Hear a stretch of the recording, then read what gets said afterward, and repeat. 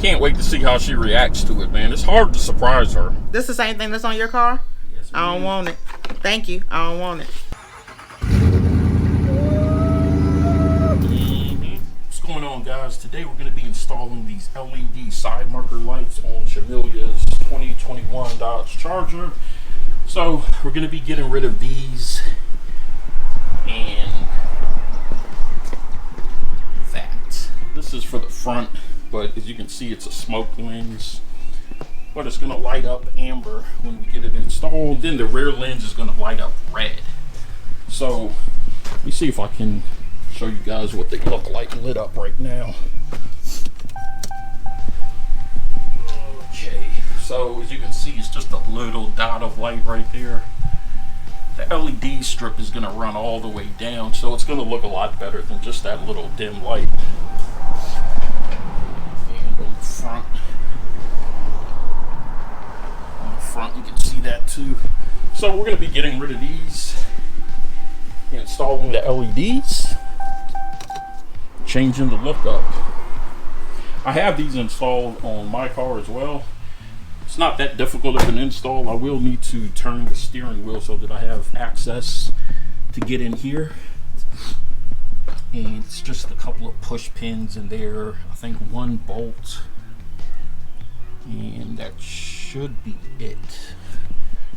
That's how it is on my car anyway. I'm not sure if the Charger is much different, but if it is, it's probably not too different. So go ahead and turn the wheel.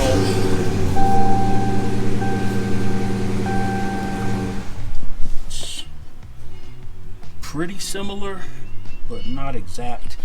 So there's push pins like all throughout. I'm not sure how many I'm gonna have to take off. It looks like 1, 2, 3, 4, 5, 6, 7. Looks like about 7, possibly. I may be able to get away with just doing these 3. We'll see. I'm gonna play around with it for a little bit and see what I need to do here. All right, guys. So I took out the push pins and I was able to pull the liner out some. I'm not sure. It's almost impossible to show you guys what it looks like. It'll probably be easier once I get it out. So let me go ahead and unscrew. There should be 2 bolts in there that I need to unscrew, and then we should be able to pop this bad boy right out. So let's go ahead and do that. I'll just need to loosen this screw right here, and as you can see, it's coming loose already. So just about got this one out. And once you get those loose, this is what it's gonna look like. So one thing that's different on the Charger that I didn't have to deal with on my car, the 300, is the bumper is actually riveted in on these. This rivet is actually holding the bumper on.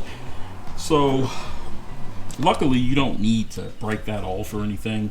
I was able to do this without messing with the bumper, which is a good thing, so that you don't get any gaps or anything like that in the bumper. You just have to kind of finagle this inner lining out, but now we have complete access to it, so we just have to unplug it, plug the other one in, screw it back in, push this back in, put our push pins in, and we're done. So it's not that bad of an installation, really. So I have this placed in here, but I didn't screw it down yet. You always want to make sure that you have the right light and that the lights actually work before you go through the trouble of screwing it down. So this one's good to go, so I'm just going to screw it down, put the push pins in, and then move to the other side. I'm going to do the front first and then go to the back and knock those out.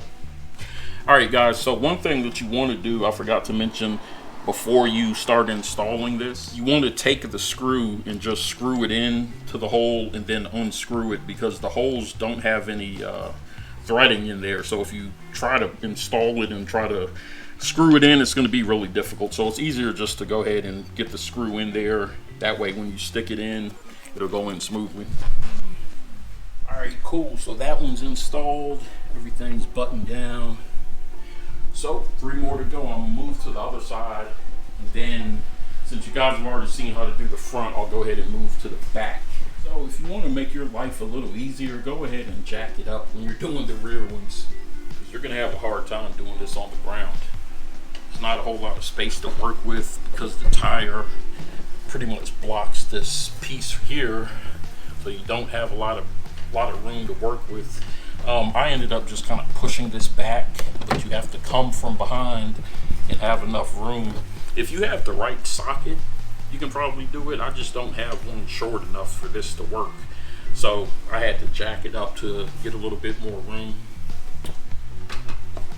So anyways, this is the last one, so I just need to plug this one in, test it, screw it down, and we're done with the lights.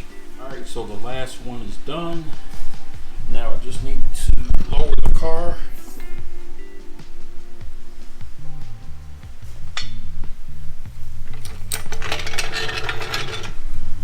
I'm not gonna lie, man, this was actually a bit harder than the 300, and it took a lot longer than I thought it was gonna take.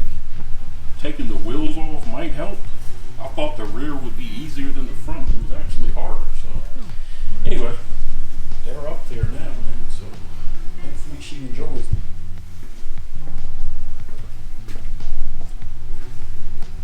Look good.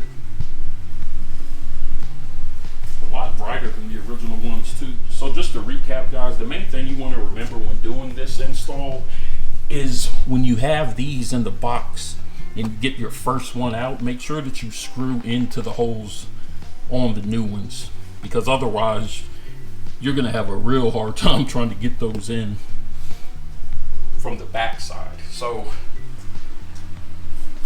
aside from that, you know, make sure you turn your front wheels in so you give yourself as much room on the front. When you get to the back, depending on how small your arms and hands are, you may be able to get in there. I just went ahead and jacked it up. It may have been even easier if I just pulled the wheel all the way off. So, you know, I'm sure people have done it several different types of ways, but for me, this is how I did it, and they're in there, it worked. Let me know if you have any other types of techniques to install these. I'm sure, like I said, that there's different ways to go about it. So thank you guys for watching. As always, thanks for your support, and I will see you on the next video.